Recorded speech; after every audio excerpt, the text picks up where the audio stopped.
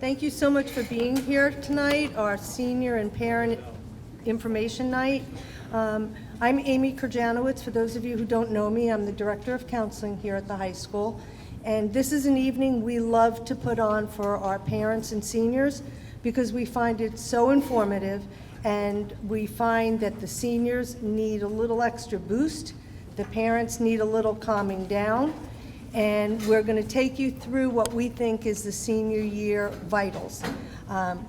The way we have it set up this evening, I'm going to ask Ms. Donnelly to come up. She just has a couple of 3 words or 5 words to say about the all-night grad celebration, and then we'll move on to our part of the evening.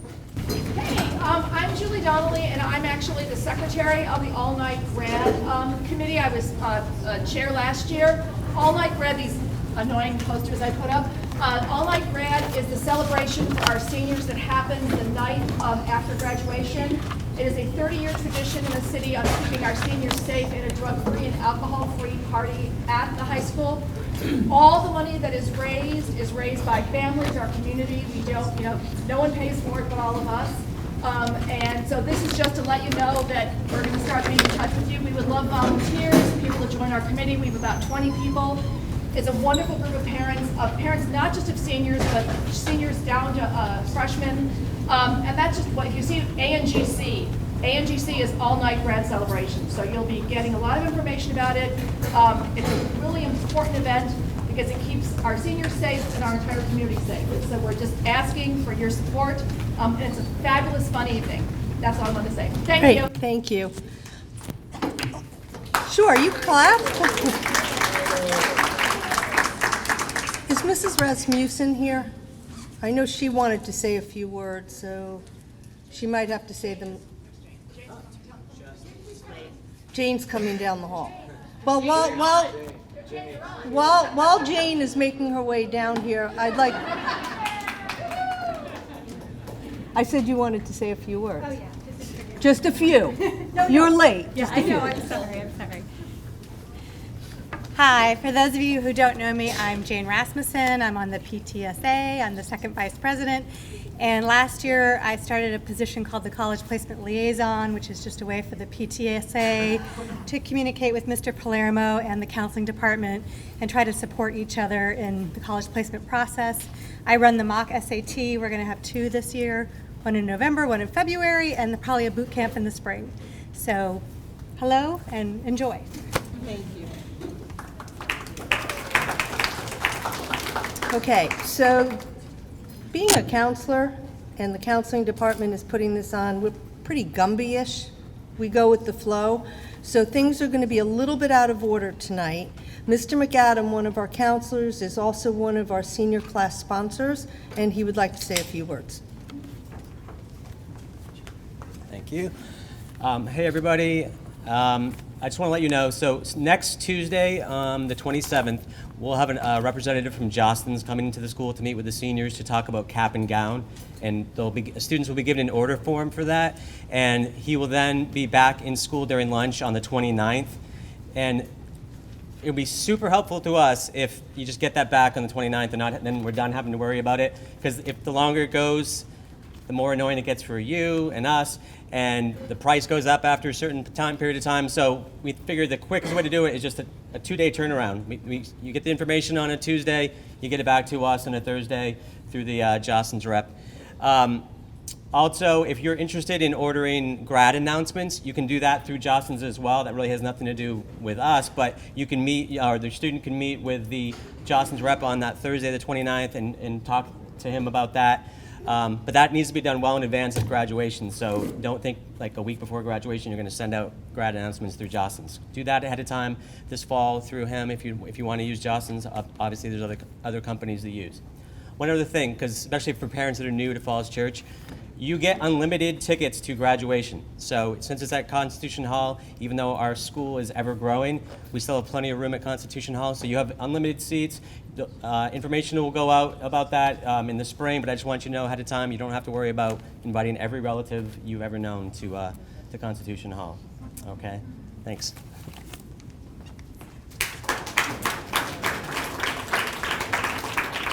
Okay, so what's on the agenda for this evening? We have a lot of different people here to speak with you, and I need to share with you that you don't have to furiously take notes, though you're more than welcome to.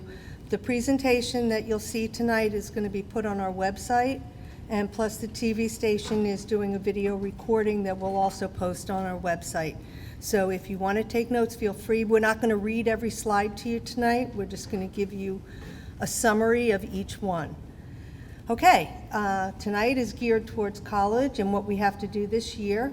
We have our transition specialist here. We have our NOVA representative here. We have a guest speaker from a big university, and we have the counseling department. But we're going to turn it over to Liz McCarthy first. She is our transition specialist at the high school. Hi, good evening. My name is Liz McCarthy, and I'm the transition coordinator here at George Mason. I come to these events to introduce myself because sometimes people don't know I exist. I am here. I work in collaboration with the counseling department, College and Career Counseling, Mr. Palermo. I work with students with 504s and IEPs to help them plan for after high school.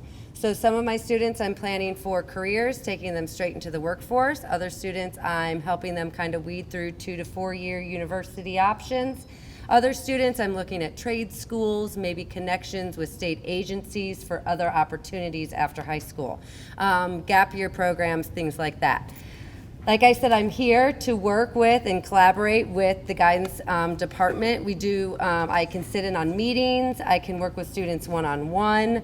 You can email me if students need a little extra nudge, maybe some extra pull-out time to sit down and go through a little bit more with Naviance in depth. There's some other search engines that maybe there's just not enough time at home or other supports there that may not seem to be working out.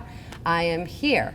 We also host a college night that is geared for students with IEPs and 504s. We normally hold that in December. We're hoping to actually bump it up a little bit closer to the beginning of November. We're still working out a date with some of our guest speakers, but that will be a big email blast also with college and career announcements, and also with the guidance office. There'll be numerous announcements for that date. Also, as far as careers go, I work with students with the guidance department as well, setting up internships. So students are coming down to schools, and maybe some of them are somewhat for a specialty. I'm also here to work with students to help them find some maybe hands-on experience within the community. We have a great community here, and we have a lot of businesses that are willing and able and welcome high school students to kind of get that extra hands-on before they make a big decision on where they want to go. So thank you so much. Email me, call me with any questions, concerns. My door is always open, and I hope to talk to all of you. Thanks.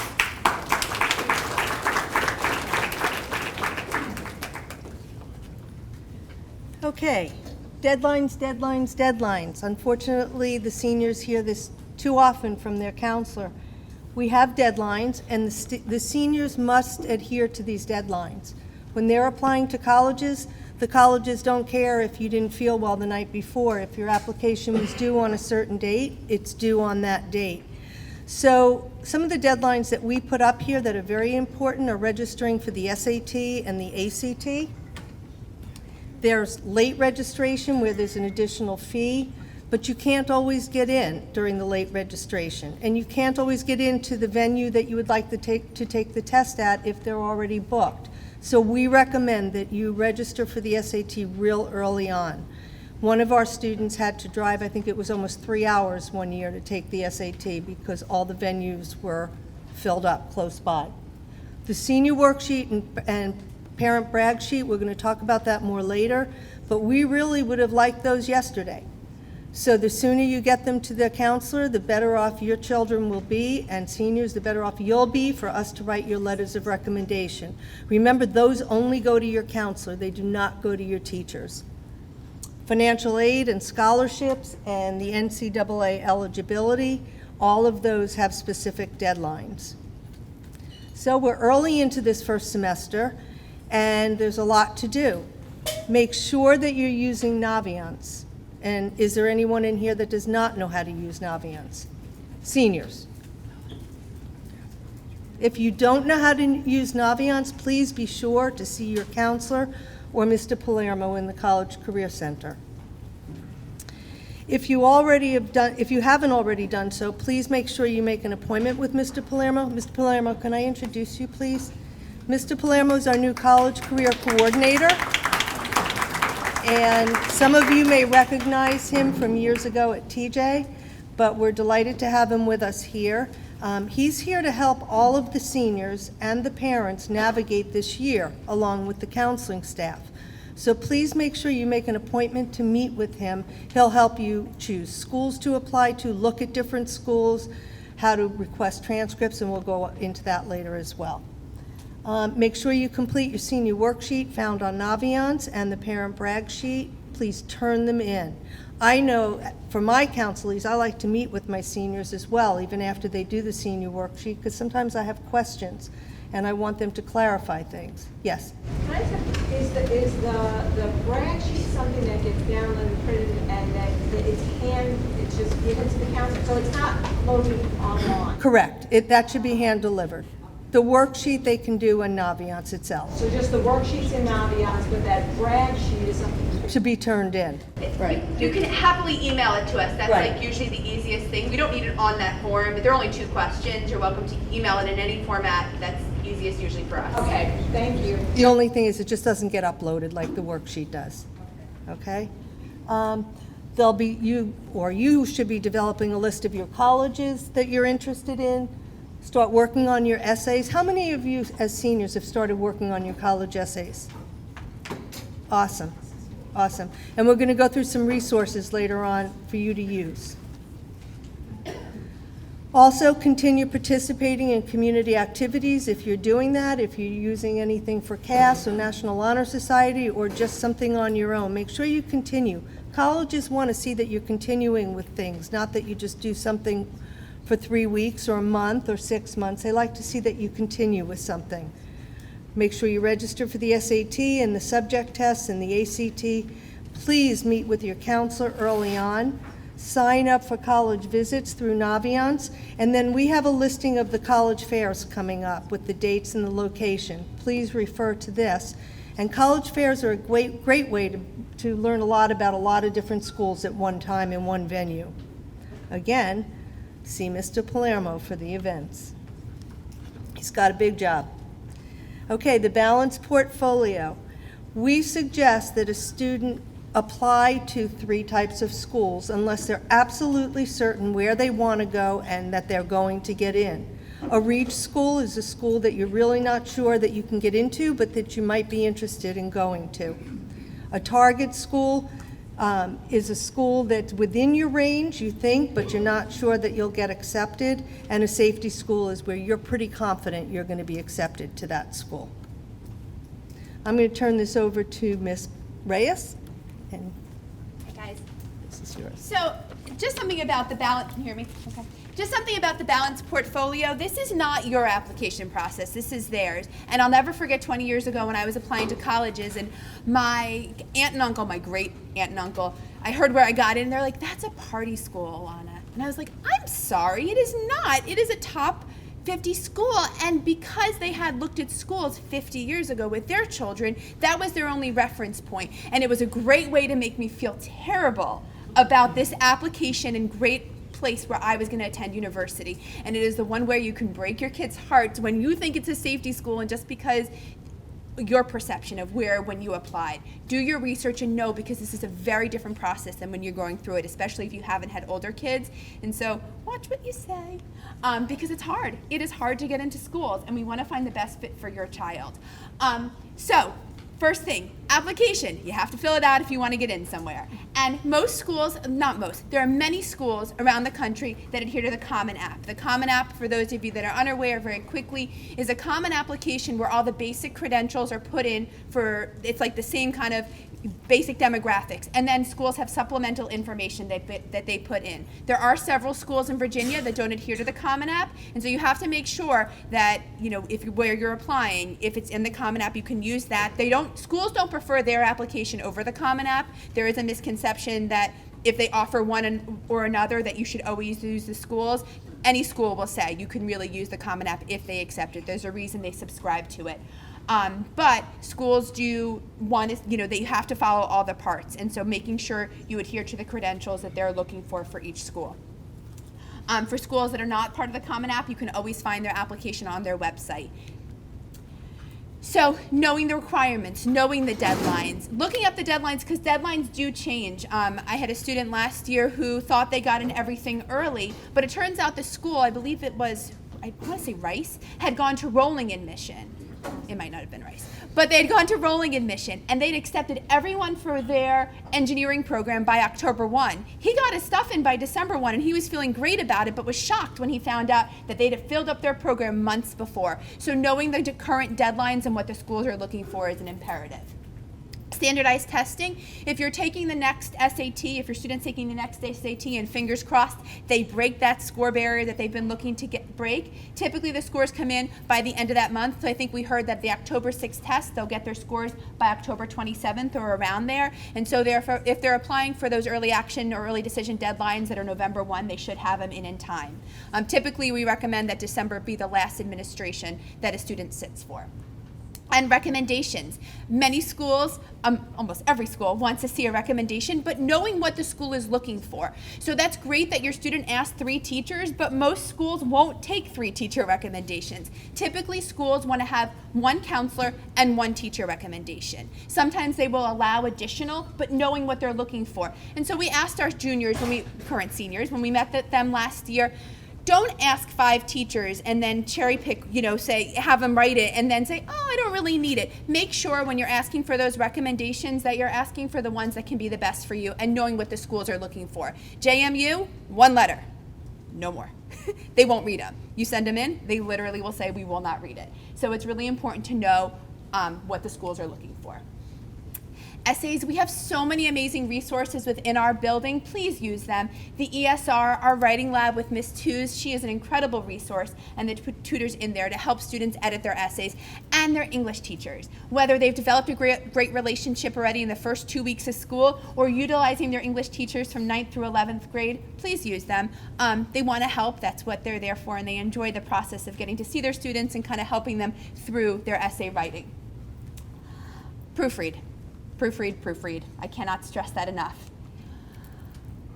Test scores. Schools have to be sent test scores through the ACT or college. I'm sorry, through College Board or ACT. So you cannot. They'll ask you for your scores on the Common App or whatever application you're filling out, but you will have to send them directly. If you're taking the SAT or ACT again, you can request that they're sent to certain schools for free. If they're done taking their standardized tests, you will have to go back in and request those scores be sent at an additional charge. Requesting a transcript. Mr. McAdam, come on up. You have to do this.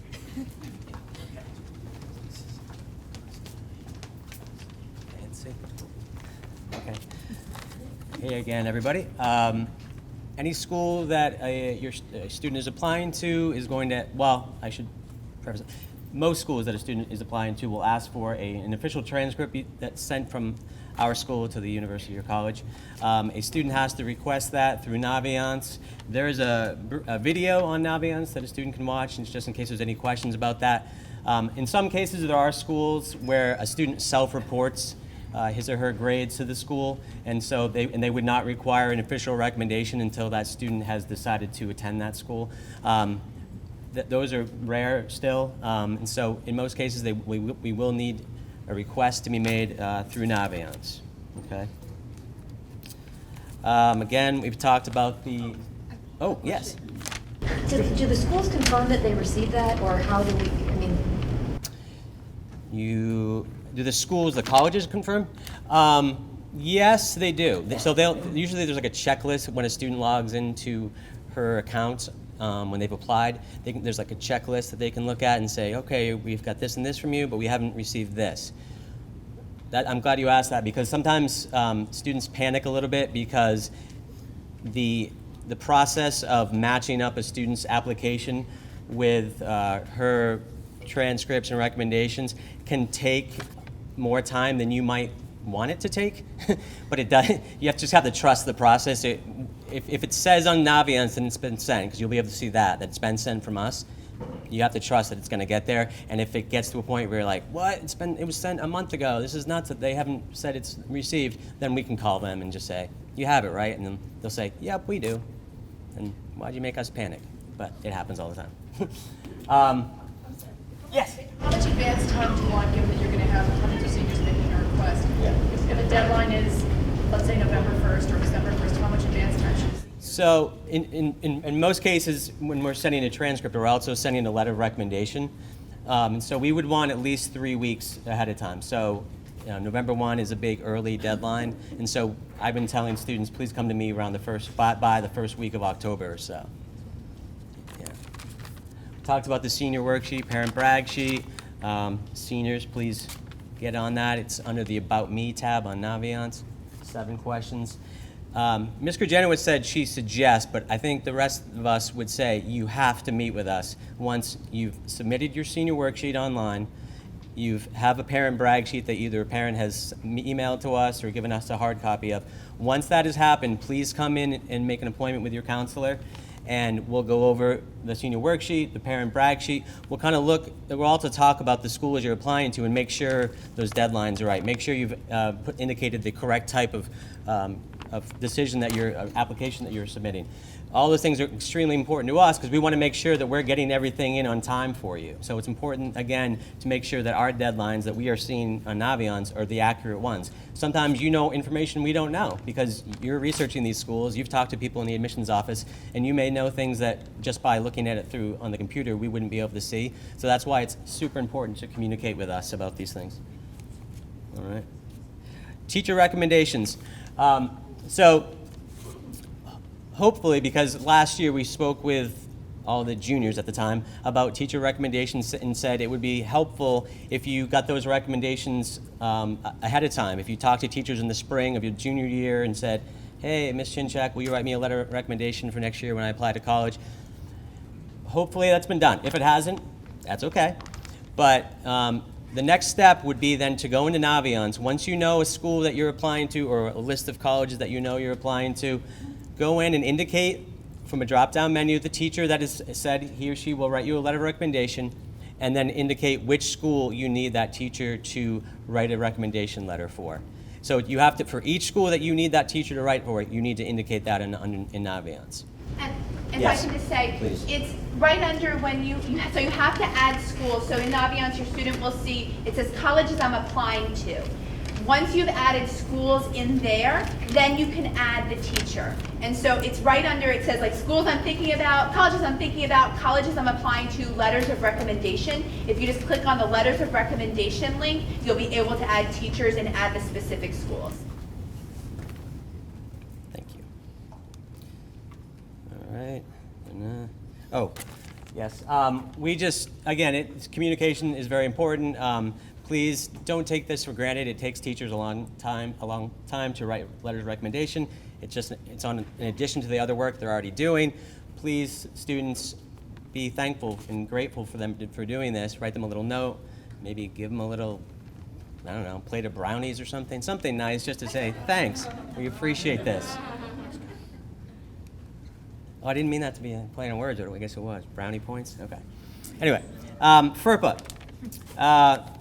The Family Educational Rights and Privacy Act. At some point while students are completing the Common App, they're going to be asked to complete a FERPA release.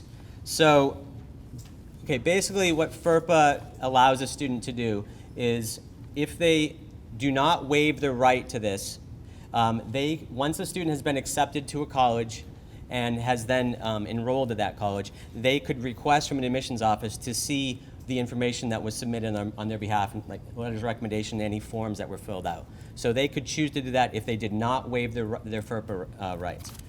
We cannot tell a student what to do in this case, but we can suggest that they do waive their right.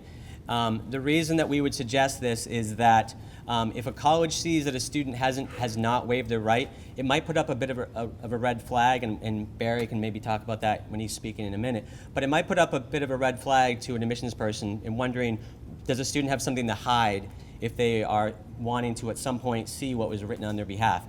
by waiving that right, a teacher who's writing a letter of recommendation knows that they can speak truthfully, and I can tell you from doing this for many years, that teachers are going to say good things about students. That's why they're writing a letter of recommendation. Counselors say good things about students. We're trying to help the student get into a college. So I would say trust that the people who are speaking on behalf of the students have the best intentions, and also know that I think the colleges might just, again, find that a little unusual if a student was not waiving their right, okay? Again, so in Common App, in fact, one other thing about the FERPA, it has to be done, either, whether you're waiving the right or not, that step has to be done in Common App before a student can do a very important step for us, which is matching up their Common App application to their Naviance application. The Naviance account with their Common App account. There's a very short video in Naviance about how to do that. It's literally 2 minutes long, but it's super important because without those two accounts matching up, we cannot send anything to a Common App school through Naviance, and that's how we send everything. Yes, question. Yeah, I just don't understand how not waiving your right means you're trying to hide something. How not waiving your right? Yeah. Simply because it's making it seem like because you're interested in trying to find out what was written about you at some point, and this is, again, it's after you've already been, it's sort of making it seem like you don't trust what was said on your behalf. I was a dean at Wellesley College, so what I always tell my students when they were applying to grad school is waive your right. And when your child goes in to talk to a teacher, say, do you feel you can write me the kind of letter I need to X? If the teacher says no, say thank you. No teacher wants to tank a student, especially not a GM. And when I was a faculty member, I wouldn't write a letter. I'd say, if you won't waive your right, I won't write a letter because I know grad schools won't take it seriously. So what I always would say to my students is when I became a dean, I'd say, go talk to your faculty and say, not will you write for me, but can you write the kind of letter I want for X or Y? And I think I've had one kid where a teacher said no, and I said, you just dodged a bullet. But seriously, no one's gonna, do something to a kid here. So I actually, on the other end of it, have to tell you that really, if we see that it's not been waived, we're like, what's going on? And we feel that a faculty member can't be as frank as they need to be. And so there's not that they're hiding anything, it's just what's done. A person has a right not to waive it, but I think it doesn't help a student at all. Thank you. And just to echo what Ms. Donnelly said, we say the same thing to our teachers. If you feel like you can't write a positive recommendation for a student, please do not write that letter because that's not fair to the student. And tell the student. Yeah, of course, tell the student that, yes. Yeah. So teachers and counselors are writing different letters for each college, or they're writing one letter? Counselor, yeah, we write one letter for a student, and that's Through the Common App. Is that letter attached to the Common App, or we have to request it? We still have to request it for each school? right. So when a student is requesting a transcript, and that's going to appear to us, that we'll see all the list of schools that a student's applying to. We then send a transcript and, in most cases, a letter of recommendation if it's required for that school through Naviance to any school, either Common App or non-Common App. But we have to request it for each school, even though the Common App is going to... Yeah. Correct. Yeah. Yes. But I guess the point is you're indifferent to how many schools it applies to. It's just one letter, just one scroll down. I mean, we recommend that they don't apply to, I would say, more than 8 at the most. But yes, I guess the answer, I mean, for us, at some point, it doesn't matter because we've written a letter for that student and we're sending it to however many schools he or she applies to. So the student has to request for each individual school, the same letter, yes? Well, like I said, when we meet with a student, let's say they've done the parent brag sheet and the senior worksheet, and we meet with that student, we'll just go over all the list. And when they've done the transcript request, that's the request. That's how they've made that request to us. That's how it's become known to us. And in the cases if they don't need an official transcript, but they do need a letter of recommendation, we'll go over all that when we sit down with them. Okay, so Yes. anytime they make a transcript request, that's an Yeah. automatic signal to you to send Exactly. the letter. So I assume the letter is just to whom it may concern. no identifier through the school if that's how you're able to. Oh, definitely, That yeah. might clear up some. Oh, right, yeah. We would never say the name of a school in a letter. There's no way that would be advisable. Yes. So if you're applying to a school through the Common App and the deadline is November 15th, am I applying and then all of this happens because I've put in the college now? Or do I need to do that like 3 weeks prior to November 15th so that Yes, it's in there? 3 weeks prior. Correct, 3 weeks prior to the November 15th. It needs all that at the minimum, 3 weeks ahead of time. Yeah. The other thing I just want to make a quick point of, I don't want to belabor this too long, but is some students get a little confused about timing. Let's say a student has done their complete application and is ready to go and sends it out tomorrow to a college that has a November 1 deadline. That is awesome for that person, but it has nothing to do with when we send a transcript or when a teacher writes a letter of recommendation or we send a letter of recommendation. As long as we get our information in by November 1st, that's good. We're good to go. The two things do not have to be sent at the same time. The only time that would come into play is if a school had rolling admissions, and so a student's like, oh, if you get your recommendation in the next 2 weeks, they're going to tell me like a week later or something, I'm accepted, so please do this now. And we're like, great, we're on it. But otherwise, we're going to meet those deadlines because we, like somebody mentioned, have a lot of students. So there's no way that we could possibly be expected to do everything exactly when the student is doing it. Okay? And if I could just add, we each have 270 students, just as counselors, more or less. And we treat every student as an individual and want to do what's best for them. Communication is paramount for us to be successful in the process. And so letting us know, letting us know what they're thinking and where they're applying and their deadlines will help us be able to enable writing the best letter possible and getting it in on time. Okay. I'm going to turn this over to Mr. Palermo.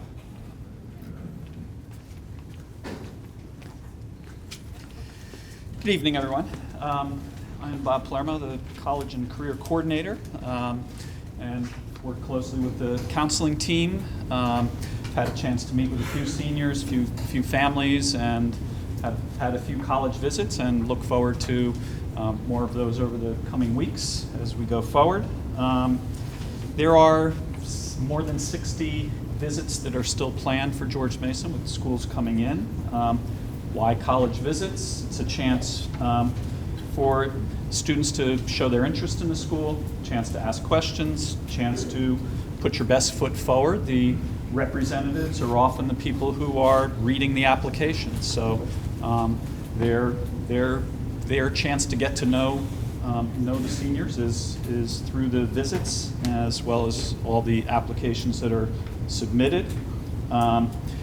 Other chances are the regional fairs, which you saw and will be on the website and have been in emails, or visiting the college campuses whenever possible.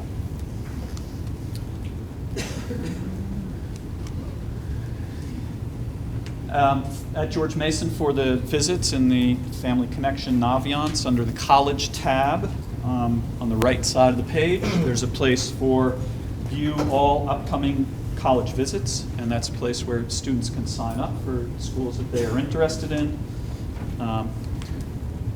Once students have signed up, then you can print the confirmation that you'll receive, or bring a device, show your teacher, and communicate with your teacher too. So if you're planning to go, next Wednesday, have that discussion with your teacher ahead of time so that if there are tests coming up or other things, you can see what you can work out with your teacher. Yes? If we've already done a few visits but didn't register or sign up through Naviance, is that a problem? Just went to their website, the college. Is there any, do you guys need a record of it? I guess. No, we're talking, what Mr. Palermo was referring to are colleges that are coming here to George Mason. us. So these are visits at George Mason. Okay. Okay. And they're all held in D112, first room on the right, coming out of the cafeteria here, unless it's one of the Virginia schools that are more popular, and those will be held in a bigger location in the office there. As part of the application process, there may be some supplementary materials that would be submitted. You may be, really interested in focusing on biology, but that doesn't mean you can no longer have an interest in playing saxophone or painting or doing other things as well. So you want to keep those things in mind as you're working. And athletes, if you're planning on playing at the D1, Division I or Division II level, then you should already, but if you haven't, you'd want to go to the NCAA website and you need to register there. You need a transcript that won't go through Naviance Family Connection. You need to go to the counseling office. Ms. Bird can help you out with that as part of that registration process.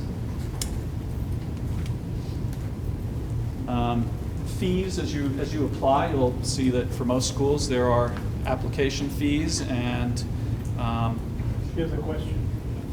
I'll come back to it in a second. Okay. There are application fees. Credit cards can pay for those. You can also get a fee waiver if needed and follow the school rules there. And there are very few applications that will be paper applications, but if so, then make sure you make a copy and work with your school counselor in particular to make sure those are processed correctly. Yes? I'm sorry I didn't get you back on the college visits. Yes. Could you please clarify, our senior told us there's a change in the rules this year that if you were not in school because you were visiting college, it's no longer an excused absence, and that caused quite an uproar. I'll answer that in a couple of minutes. Okay. Okay. Thank you. All right, and National Association of College Admissions Counselors. It's a great resource for the school counselors and me. A few basic principles to keep in mind. Students should write their own essays, obviously, and it's fine to have some, another set of eyes take a look at them, but everything I've read and been told by the, the college reps is they can certainly tell the difference from, a 17 or 18-year-old's essay from a 45-year-old's essay. It's hard to hear back here. Okay, I'm sorry.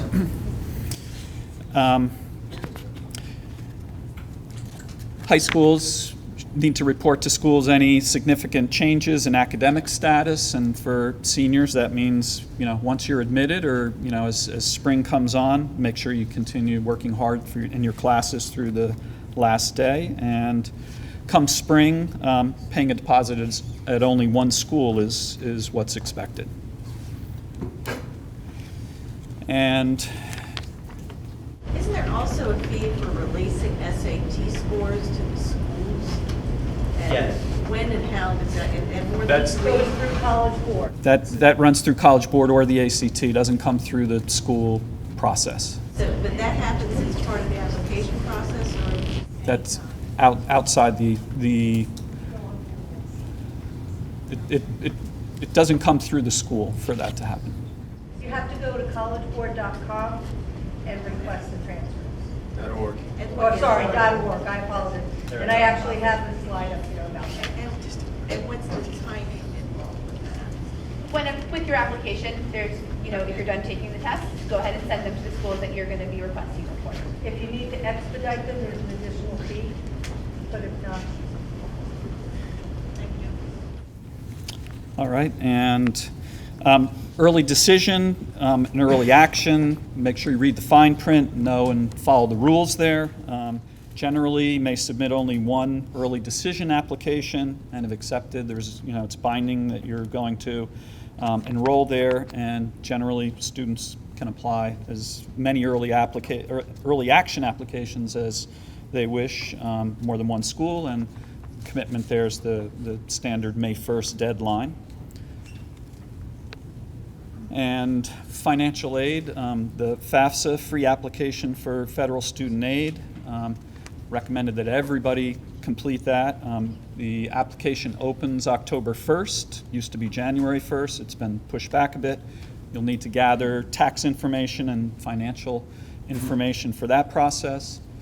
October 11th at Marshall High School, there's a session that's done in collaboration with Mason, and all Mason families are invited for that. And lastly, if possible, visit campuses, especially once your acceptances have come in. There's no better way to see if it's the right fit than to be on the campus. Thank you.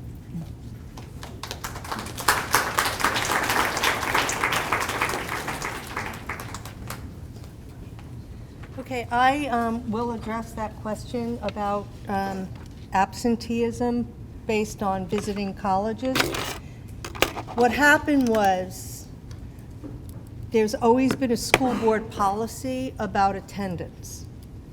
And when students have excessive absences, it means that they will fail a class.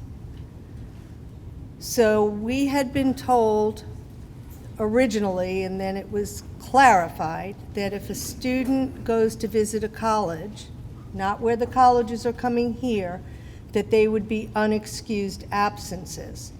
But before anybody gets all alarmed, how many of you are aware of our extended absence policy?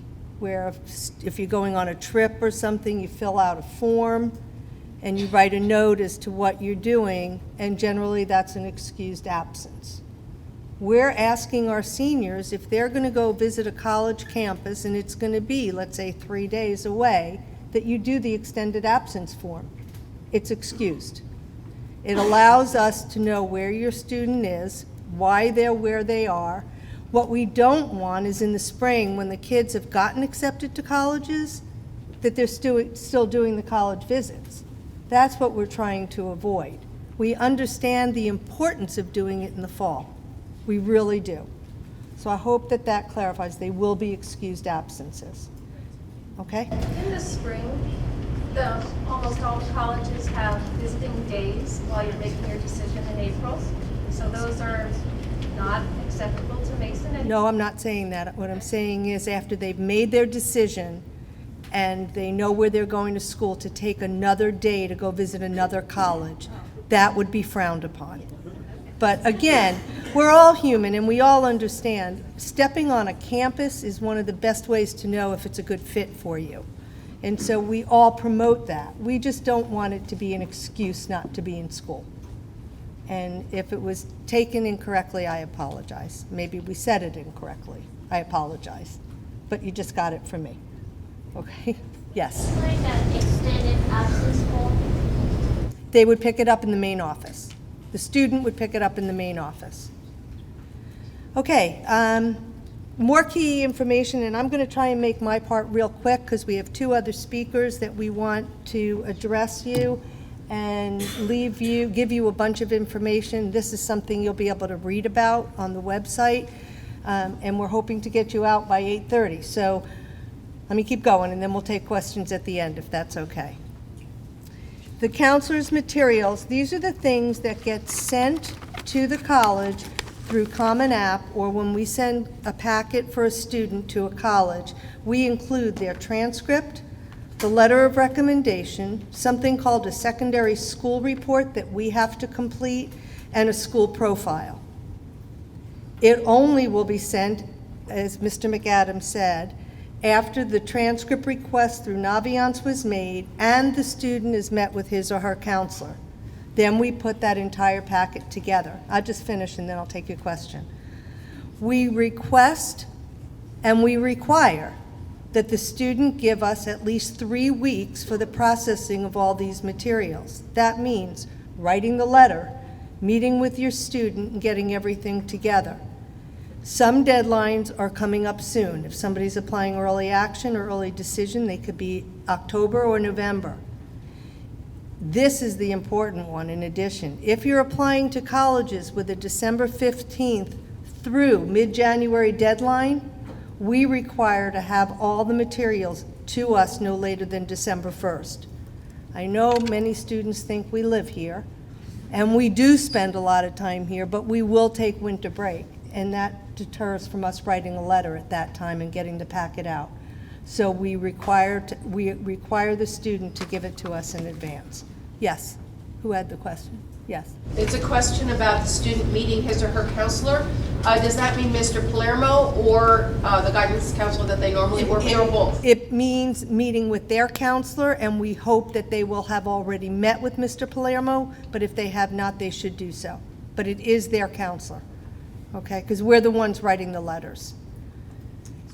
Yes? Could you remind me, at what point do the counselors notify the colleges that the student is in good standing for the IB program? Isn't there? When we send the student's transcript, if they're an IB diploma candidate, we have it documented on their diploma. It says IB diploma candidate. And then if they receive their diploma in the future, it says IB diploma. Here's some other useful information that you might need. And students, I'm going to refer to you, that you might need when you fill out your college application. Parents, you've already applied to college. You've already gone to college, many of you. Now it's your children's turn. They need to be the ones applying to college. And this is some pertinent information that they may need on the application. The CEEB code is also known as the school code. So it could be asked of a student in two different ways. Okay, so yes. I think I recall there's a slot for how many students are actually in their class. So on the Common App, we fill that out, and it automatically is on the Common App. Right now, we have 194 seniors as of this moment. It could change tomorrow. Could you please go back to this slide you just had, that had the code on it? And remember, this is going to be on the website, so you can get this off the website as well. Yes? You said that you sent some information about George Mason College. Is exactly what you said? It's on our school profile, and it's on our website. It gives a lot of data, and it's up to you to read it. It's on our website. I really don't want to spend the time right now going over the whole school profile, but it gives a lot of information. It's quite a bit of detail. Yes, yes it is. Okay, we talked about deadlines. Now we have to talk about decisions. Your students have already applied to college. These are the things they should take into consideration when they're deciding what school they want to go to, if they've been accepted at more than one school. Sometimes it's important for a student to visit that school again, as you had mentioned. It's very important if they're not sure. Make sure they know that they have, well, I should tell you that you need to work hard. You need to continue working hard your senior year. We send your transcript when you apply. We send a mid-year transcript to every school that you've applied to, so they get your first semester grades. Sometimes schools, even though they may have accepted you, if your grades fall that second semester of your senior year, the school has a right to say, we're sorry. We accepted you based on the information we had at the time, and you are not living up to those requirements, those standards, whatever. So I encourage you to keep working hard. I'm not saying that this happens often, and I will let some other people speak to that, but it has happened and it can happen. So I just want you to know, as a senior, we hear this senioritis bit.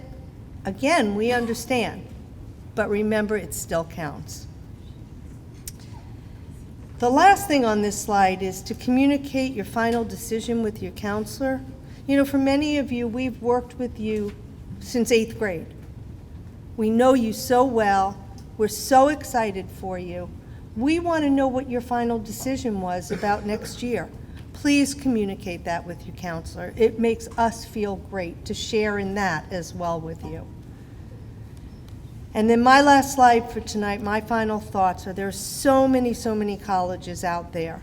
And there's a myth that says the harder it is to get into a school, the better the school is. It's not true. It really is not true. You have to find the school that's a right fit for you.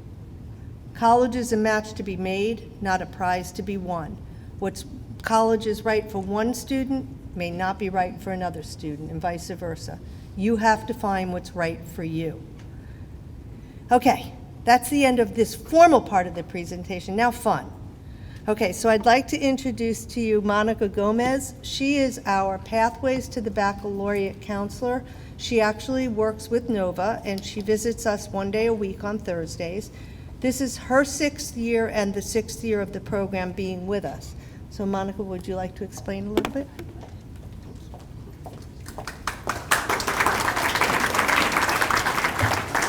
Good evening. Again, my name is Monica Gomez. I'm just taking a couple minutes to tell you a little bit about the program that I work with, but also just so you can see who I am, and if you ever have questions, if you have students in younger grades that are interested in NOVA at any point in their high school career, I'm always here, as Amy mentioned, on Thursdays. I usually start my hours middle of October, and I work here every week through the end of the school year. But the main program that I work with is a program called Pathway to the Baccalaureate, and we've been around, Pathway program has been around for about 10 years. We've been here in Falls Church City for about 6, as Amy mentioned.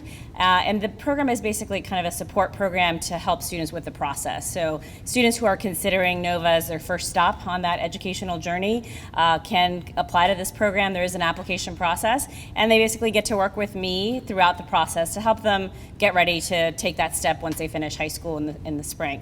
And I will work with them through applications, through financial aid process, completing that FAFSA form, scholarship opportunities. A lot of times students and parents are surprised that students can get scholarships to attend community college.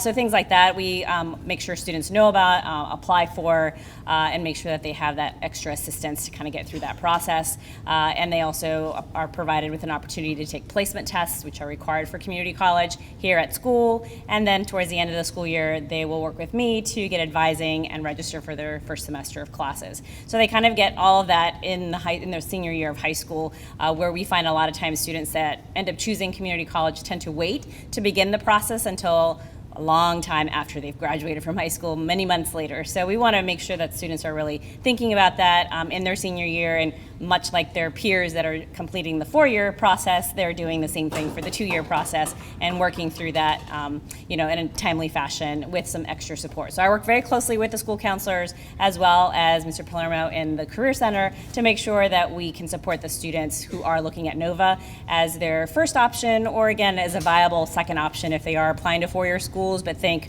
NOVA may still be a good option in case things don't work out. We do accept students either way. They do have to apply, as I mentioned. School counselors will be getting applications from me shortly, and the students can also get them from me once I start my hours in October. Deadline for the application will be November the 10th, and we usually take them after that as well for a little while. So if there are any questions, I'm happy to take them afterwards. If you have questions about NOVA in general, I'll be around. Thank you very much.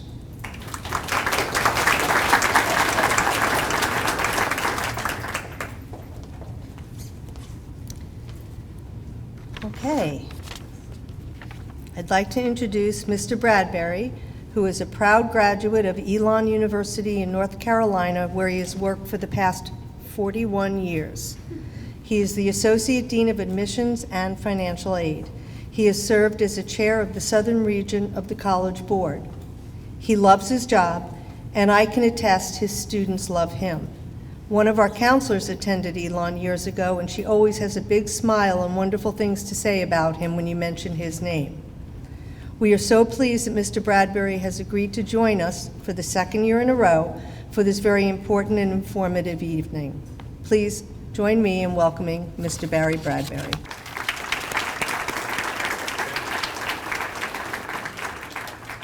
It's a real pleasure to be here. As it's mentioned, 41 years in admissions. Basically, I'm the Dick Clark of admissions. So maybe you know who Dick Clark is, how to date this crowd. No, I've really enjoyed my job. And the nice thing is what I'm doing here tonight is if we were to have a chance to do a reverse selfie of this audience, it'd be a group of really nice people, pretty upset, pretty tired, very weary, worried, sitting in red chairs, okay? And what I want to be able to do, as we mentioned before, is calm you down, bring you off the ledge a little bit, because really, I'm going to be the bearer of a lot of really good news, which generally in a lot of cases when you have guest speakers, especially from universities, especially selective institutions, sometimes you really don't know what to expect. And there's a few things I want to do is go back for the walk through memory lane of some things you've probably already done. If you haven't, it's kind of like the little hint from Barry, you might want to do it, okay? And the thing is, over the past few months, you've already had a chance to go out and visit schools with your sons and daughters. Also, one of the things that some people fail to do is, it was mentioned earlier, about how schools have changed. And one of the exercises I like to have families do, I like to have the parents put a list of schools together, students, you put a list of schools together, and you switch the list. There are schools on the students list that the parents wouldn't have sent their dog to obedience school 20 years ago.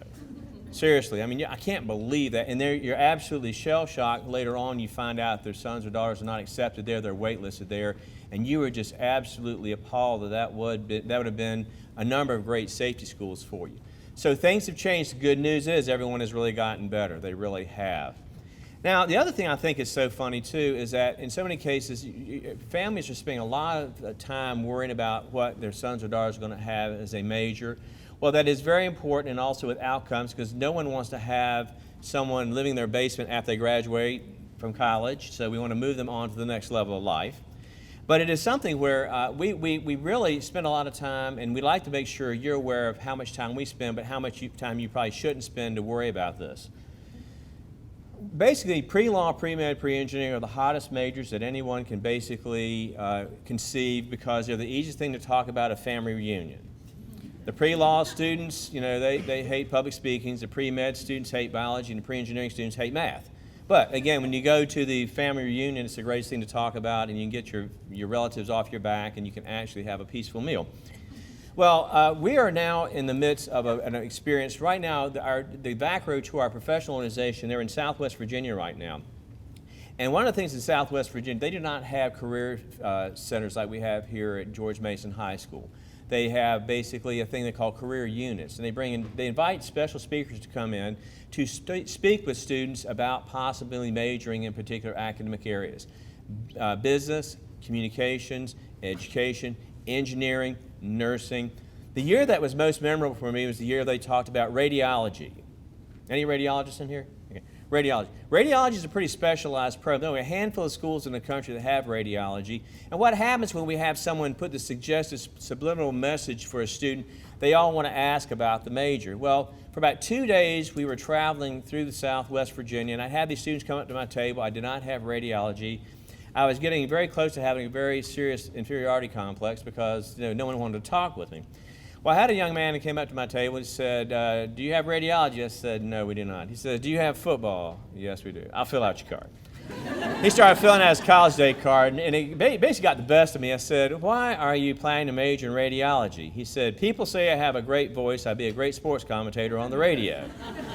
So I don't know how many people end up in the career of ESPN majored in radiology, but it is something where some people really over-specialize, get themselves far out on a limb, and what you're going to find, the majority of the students are truly undecided. And you'll find that in your visits already this summer and spring, you may have started off with one particular major, but you actually got on the campus, they met a particular student, they met a particular professor, they saw a particular facility, and all of a sudden, all bets are off from that standpoint. Now, also, to let you know, too, in 90 days, this process is going to be over. That's how crucial it is, because basically this is the application process. Even if you stretch a little bit more, if you go in for final deadline for a lot of schools, students are really getting this portion of the process taken care of right now. So it's more intimate than you think. It's an immediate thing that's going to happen pretty soon, but I know you're going to be very well prepared overall.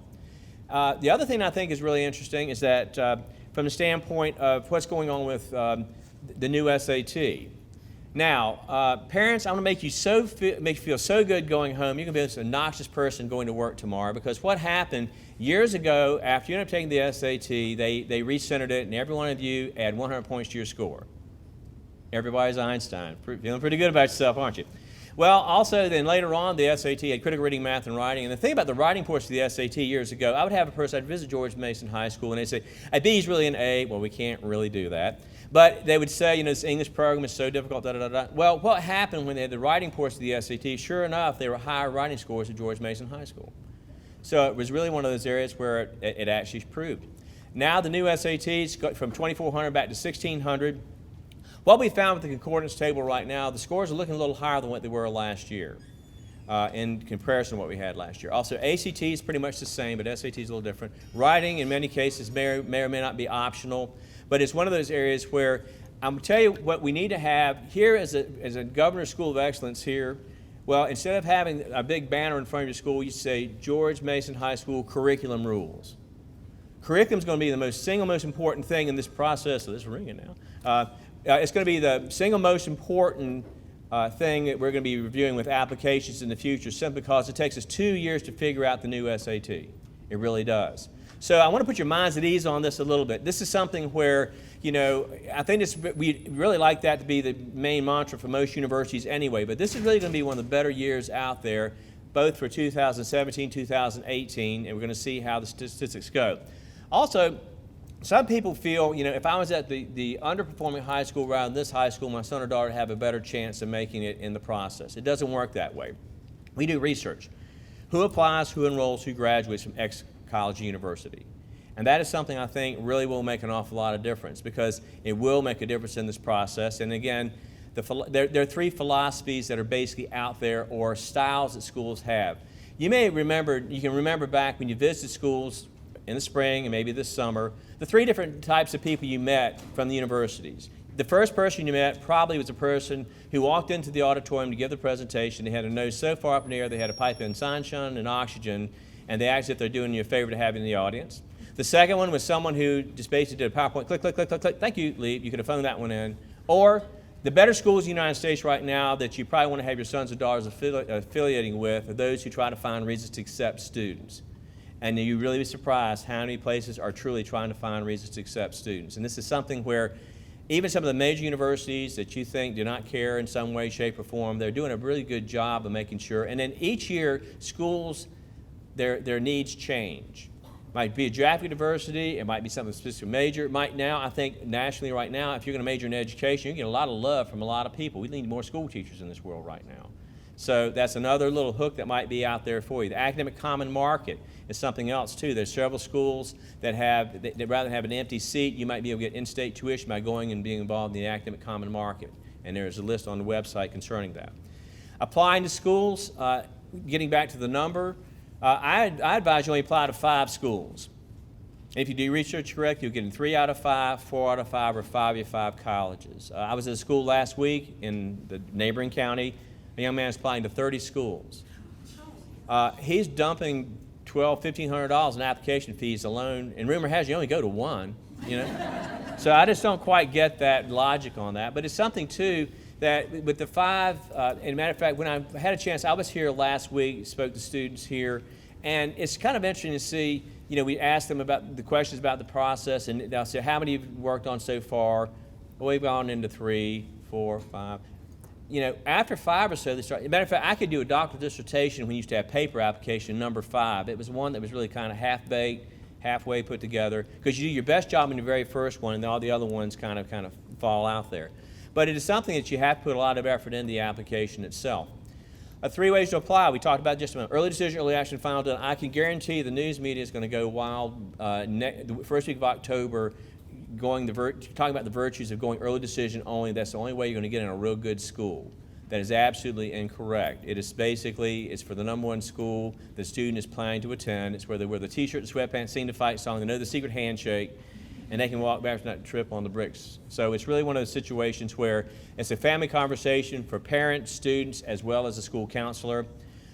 3 good reasons not to go early decision anywhere. If you're the high-end scholar trolling for scholarships or student of special talent, or another one would be the person that financial is in your vocabulary. The high-end scholar, most honors programs will not give you a final answer until March 15th or April 1st of the senior year. Special talent, fine arts, athletics, you might be a late recruit. And then said if the word financial is in your vocabulary, even with prior the new term in financial aid, you may have part of your need at that point in time, but you may not have any merit money until later in the year. So we want to make sure people do their due diligence in that way, make sure it's the right thing. Don't do it because it seems to be the fashionable thing to do, but if accepted, you're expected to enroll. The big area that has taken off in the last 15 years, early action. In by November 10th, out by December 20th, or maybe January 15th or 20th. Answer by Christmas, and you can sit on it. A great opportunity. There's a pretty good chance students are accepted in that process, have until May 1st to make a final decision. And some students are deferred. This is another word we haven't talked about so far. If you're deferred, you need the fall semester grades, more recent SATs. This is another opportunity for a student. Final deadline, regular deadline. That was the way we got in colleges years ago, right, parents? We waited at the very end, and usually a lot of spaces available. you need to check to find out what space availability might be for schools at the end of the process, and I'll talk about that a little later. Rolling admission, that was mentioned just a moment ago. There are a lot of people, we had to get out from rolling admission because the students in Fairfax, Loudoun, Falls Church City would apply September, October, November, lock and load. They had our class. We were ready, and they didn't have any space for anyone who'd applied near our deadline, which years ago was March 15th. So that is one of the ways where you have to really be proactive and work through the process itself, and it really will make a difference. When we're looking at financial aid and scholarships, this is another area that has going to be a golden opportunity this year. This is the first year of having an opportunity to file need-based financial aid earlier rather than January. Actually, in late October, you'll be able to start doing this. Schools will be able to put award letters together, and you might be surprised what you might be able to receive this year. Also, please do not pay to have people find financial resources for you. There are a lot of people who have these things that pay $500,000 or so to get X amount of academic aid. Basically, you do not have to do this. You do not have to have outside consultants helping you. You have a great group of counselors here that really know us well. So there are different ways in which you can basically pull things together and make it work. The application process also, we want to make sure we can streamline it. Most parts of applications become biographical. The second part, counselor's evaluation, which you mentioned before. Teacher recommendations, unless they're required, again, do not send them, but we will read them. The one thing, if you want to have a chance to avoid a style of writing, is the Betty Crocker famous Amos cookie cutter recommendation writer. Anyone have a clue what I'm talking about? Student's name, wrong college name, signature at the bottom. It was one that just cranked it out. We get a laugh about it. We send it to our buddies. You know, it's kind of funny. But it's something where, and then also, please don't have famous people write in your behalf. We really have a lot of famous people. You all seem to have stargazing up here big time, and they have a lot of people write us about people that did not know the student. Also, student attributes that we find, we like to see that students have worked. Believe it or not, that's something else to find. If you show up on time, you have a pleasant appearance, and you play well with others. Also, service. You don't have to have an exotic service trip in order to impress admissions people. And you don't have to join every club the fall semester of the senior year in high school. Then, the essay is carrying on, especially, and you can find out by checking the websites of the schools how important the essay is to the admissions process. In many cases right now, that's the window on the world for many of us to really find out a little more about the student. They also have a personal statement optional. Optional is code word for what? Do it. Okay, I knew it was a smart group. And there's a third thing. I've been working with several of my colleagues from other universities here in Virginia and the Carolinas, and we've come up with this thing called Explain, Don't Complain. And Explain, Don't Complain is when you send a sheet of paper to a dean or a vice president of any university in the country to explain any extenuating circumstance you've had above GPA or SAT. You might have been in 3 different high schools in 2 years. You've been overseas. You had a health issue. It pulls it together.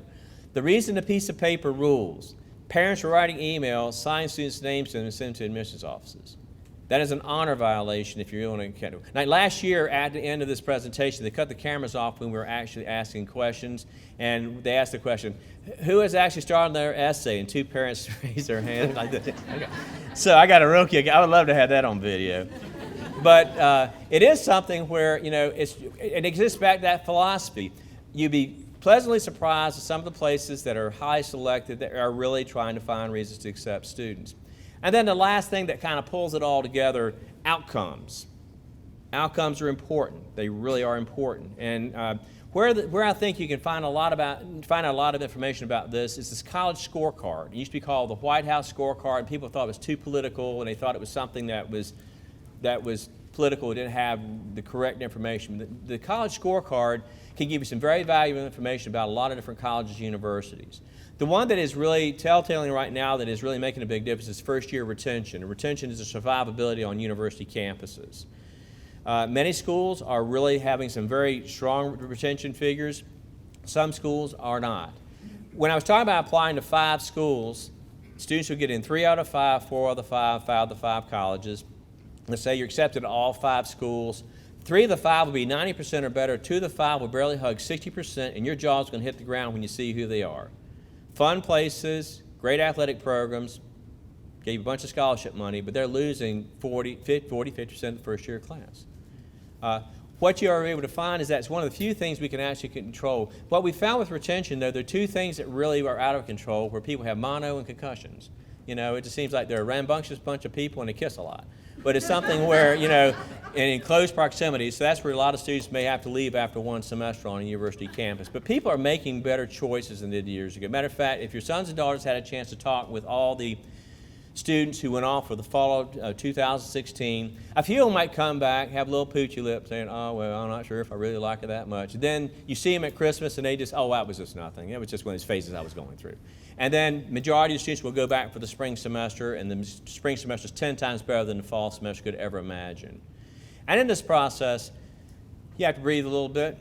You have to really watch the process. And then for students, when they go on the campuses, we really want you not to rely on your social media devices while you're on a college visit. You know, it's so easy to be talking to somebody or trying to get up with somebody, but the time they spend between you know, the beginning of the information session and they get out on the tour, this is really where they need to be concentrating on what's going on. Also, if the situation of having a chance to attend a class, I would only have a student attend a class if they really want to attend a class, not putting it on the checklist. Because it is something where, you know, it's an important part of it. That might be a spring activity more than a fall activity when students are making decisions. And then at the end of this process, after you have all the acceptances, all this process is simply speed dating. It is speed dating, it really is, because you've gotten all the academic things behind you, and it's something where you'll go on a college campus and you will find, you'll see a professor that you relate to, you see a student you relate to, you find out the weather's a lot better than you thought it was and when that fall visit was, it all will pull together. And then the other thing we advise students to do is in the middle of July, do not worry about getting buyer's remorse. Each year I have about 2 or 3 phone calls from students saying that went someplace else saying, I want to be with you, this is awful, I'm in orientation right now. And what I tell them to do is come on home, spend some time with your family, you're going to be fine in the fall. I already have one thank you note from a student who called me thanking me for giving them that advice. Because basically, bottom line, nobody looks good in the summer. And then the fall semester, it is really interesting when students go off. For many times, it's the first time they've ever been away from home, they've ever had a roommate, or a brother or a relative. There's so many things they have to adjust to. But schools are getting it right. They really are. And again, I want to calm everyone down a little bit because, again, this is a high-pressure area of the country. This is also, these are students who do really well. And we want to invite success for every student who goes off to college. Those who do not, and also, not everyone takes the same road to get to the final journey. I'm living proof of the junior college transfer that actually has 3 degrees now.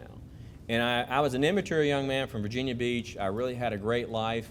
It was one of those situations I needed a short-term goal. If you're around guys, you know, we have the attention span of gnats. You know, it's just really the way it is. And I really needed to have an opportunity to get a short-term goal out of the way. Went on to Elon, UNC Greensburg master's program. But it was one of the best things that ever happened to me. Also, the bad news is that it might be the first time a student has ever been told no.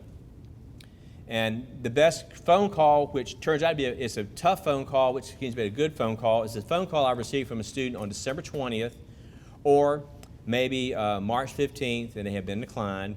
And they want to find out if there's any way that they can, what do they need to do to get themselves on our campus. That student is the first person who's moved forward to come in spring semester of the next year, rather than having someone jump up and down and get all upset with us and call their congressman and stuff like this and just go crazy on us. But it's really something to have the student take ownership of this particular process. Also, it's funny how people play games too. Last year I had a nice letter from a student asking if their fall semester grades made it there and SAT scores, this, that, and the other. And it's my number one choice, da, da, da. At the bottom, there's a little piece of it, and it said, and this is my number one choice also. It didn't say, this is my number one choice. My aunt, my uncle, my grandmother, they all went to this particular college. Well, I sent an email back to the student and said, thanks for the good information. Looks like you have a real good affiliation with the other school. We'd love to have you at my college. 10 minutes later, I get a phone call from the mother, and she said, I sent the email. And it wasn't the student. And she said, I heard you speak in Washington. I wasn't supposed to do this, but, you know, well, that's the way it goes. And she said, well, how are you going to make this admissions decision? Well, what I did, I had another colleague read the application without reading the email, and the student was accepted, yet the student did go to the other college. But it was one of those things we were trying to be fair with the student to make sure it worked. And again, they're the type of things we run up against daily. And the thing is, And also, I'm going to give you a very big public statement you're not going to hear from any other dean in the country. We make mistakes. No. Have you heard? Hey, how many deans are going to tell you that? If we somehow don't have all the information, there's something that we well, we don't misplace things, but it's something we don't have the total picture, we're willing to make good. And I think that's something a lot of schools will not. They don't want to lose face one way, shape, or the other. But I tell you what, I've been doing this for a long time, and we want to make sure we're doing right by the students, right by the parent, and we all have our own goals of what we're looking for on university campuses. And then my last piece of advice for parents, practice your poker face. The first time your student sees you like a college, you're going to go 8,000 miles in the other direction. So practice your poker face, calm down, look forward to working with you. Thank you.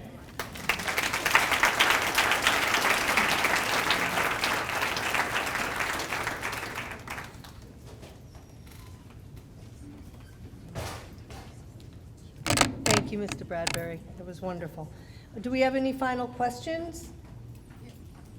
Yes. For Mr. Bradbury. Mr. Bradbury, you're on. I actually have 2 questions. Ask 3. Okay. So once you narrow the schools down, do you suggest that the student call the rep that is affiliated with the high school or anything else? Just curiously. Well, basically, it's not even like being a top choice school. It may not be a student's top choice till February 1st. But also, Mr. Palermo gives every student, George Mason High School will allow any school that is accredited, that makes an appointment, to have an opportunity to at least have a half hour with anyone here. And that's when you sign up, they make sure you see it. And it was mentioned before, the person who walks in 9 times out of 10 is the person who makes the admissions decision. So that really does make a difference. You don't have to be the email stalker or anything like that, because that was something. Several years ago, we were down, I was in the state of Virginia, and I had been at a school, and it was prior to email really being the rage. I can tell you how long ago it was. So people were emailing, and I had someone check my email, and I had all these emails coming in within about an hour and a half after I'd made the visit. Our assistant said, "Did you not tell them anything?" I said, "Yeah, I did."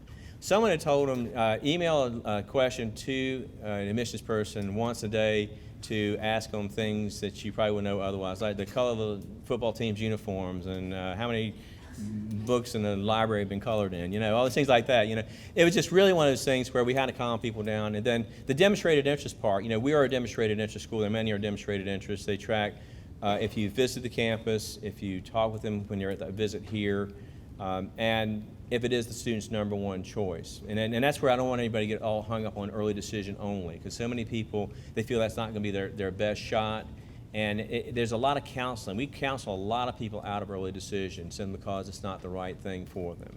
And if someone's pushing in that direction, they're really not doing the right thing. And checking the financial stability of schools is very, very, very important. Because you want to have the school around 5 years from now. Also, some of the financial aid offers are being made right now that look too good to be true. They're going to be too good to be true. So that's a way in which you can kind of check things out. Can I just quickly add to your Sure. answer? And that is, some schools do require that you come and visit. For example, Wake Forest strongly encourages you to have a visit with the admissions office to be accepted there. So you should check about that. It's that word, it depends. Yeah. The other question I have is, if you know for the like a private school like Elon that you're going to pay up to X, should you make that? Yes. And you need merit, and you need merit. I mean, when should you be? Before you even start applying. No, seriously. But see, in merit money at most schools, you're not going to know until March 15th or April 1st, and that's the one thing. That's the wild card that's out there. And it's got to be accessible and affordable. And if it doesn't like to be affordable, but I would not want you to eliminate a school that's very expensive, because some of the schools have very large endowments, might even meet 100% of financial need, and might find that your son or daughter has characteristics like to have on that university campus. So I would not discount that whatsoever. The Ivies, if you get an Ivy, they're going to find a way to get you there. They really will. And then I think it is a conversation. It's a great question to ask, because if it doesn't like it's going to work, it probably will not work. You've got to really have a chance to really sit down and see how the math works. And also in merit money, that's a competition. That's not just something automatically, just a GPA and SAT, bang, there it goes. Some schools, they do it that way, but for the schools that really have strong honors programs, and that's the other thing, we'll have students who apply to our school but not apply for our fellows program, which is the honors program, and they've thrown way up anywhere from $6,000 to $22,500 academic aid, and it's renewable all 4 years. And also check statistically how many people have it the second year. How do you find that? You can find that out easy. It's on most websites. And also if they have lateral entry or not. You have a lot of lateral entry people coming in, they're losing the first class. Yes? What somebody over there just said, that I'm told that some schools, they very much favor you if you visited, and that's like a check. It's a checkbox, right? Is that true? Yes, ma'am, it is. It is. But it doesn't really affect it maybe after February of the senior in high school. Because I mean, if you think about it, if you're visiting schools within our area or here in the areas, you've got to have a chance to see them one way, shape, or form. Matter of fact, I would not really apply anywhere unless I've seen the place, unless it's something on the West Coast that is prohibitive to get out there. But it's something where it also brings that list down. It really does, because the people that apply 8, 10, 15 schools, once they see them, they go, whoa. But I mean, you'd have to ask the question. Some places do not care if you darken the door whatsoever, but other places do. And if you think about it, it makes sense to have a chance to see the school. It's also a way to favor wealthier people. No, wealth doesn't have a thing to do with it. I mean, in this particular area, you'd find there are a lot of students who are going to visit schools in that area anyway. In your West Coast area, it might be something else, but you figure if you haven't seen a school by February or by March, it's not so much in the admissions decision, but how it may be a person might be waitlisted or deferred. Be more in that area than actually being accepted. But that's true in a lot of schools. If you haven't visited, you're kind of... Well, on the other, to offset that, make sure they have a chance to see them in the Career Center when the school comes to visit. That makes up for us if we can't do that, because we have people out in California, and not everyone can come to the East Coast, so if they make the chance to meet that person, that pretty much, it's a wash. I was also told at one point, if you can't make it, you can email the admissions department and say, it doesn't fit in, we have a job, a family situation, or whatever, we're still very interested, and we'll visit in February, March. Exactly. Whatever. Exactly. So that you can make that contact via email. Yeah. And then we need to hear from the student. We really do. That we want to find that the student's driving the bus on this thing, even though you're paying for it. It is something where we want to find out if the student is really interested, because, you know, there in many cases students will, parents will get very much involved in this, especially like sending those emails to us, and then it not really be the student's top choice, and they'll say it's the top choice. There's just so many things that it doesn't happen as often as it did years ago. Years ago, it was an odd time in history. And then years ago, think about 10 years ago, guess what the hottest thing was in college admission? The virtual tour. Virtual tour, virtually enroll, virtually leave after one semester. That was it. So that's why, I mean, and really here in Virginia, there's so many great schools. Also, don't count out your local schools, George Mason, Marymount, anything right here in the area, the community college. You never know how your plans are going to change. And it's just natural to eliminate your local schools. You have some fine schools here in the local area. So I'd make sure that is in your back pocket. And they're not sure shots either, because every one of the schools in this area, they have really stepped up their game. And they have strong retention, and students are happy. You have to be happy. I read that somewhere. Have to be happy. Yeah. How as a parent do you calculate your students' chance of getting into a particular school, keeping in mind the different percentage rankings that we're given for the program? Well, the first thing is, parents are so worried about ranking, you should, because all of us look pretty good ranking-wise if you look at mine. But that's something that you can't really guess. Even with Naviance, Family Connection, you can look at the lowest GPA SAT that got in and go, that's my son, that's my daughter. No. That's probably the first chair tuba player that got in the orchestra, or someone who, there's a building named after him on the campus. So it's just one of those things where you can't really, there's no way to judge. We do have the profile. We talked about the profile a few minutes ago. The profile gives a snapshot of George Mason High School, and we can see what it is. And then with the track record, applying, enrolling, and graduating, that's the best information we have, period.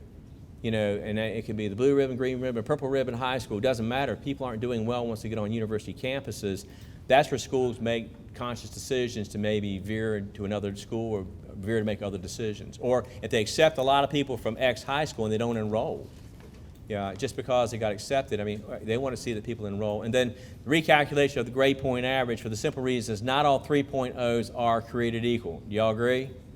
All right, let me ask you a question. How many have obnoxious relatives? All right, how many have obnoxious relatives and you get into the 4th of July picket this past year, and there was somebody in your family bragging about their son or daughter having a higher grade point average your son or daughter?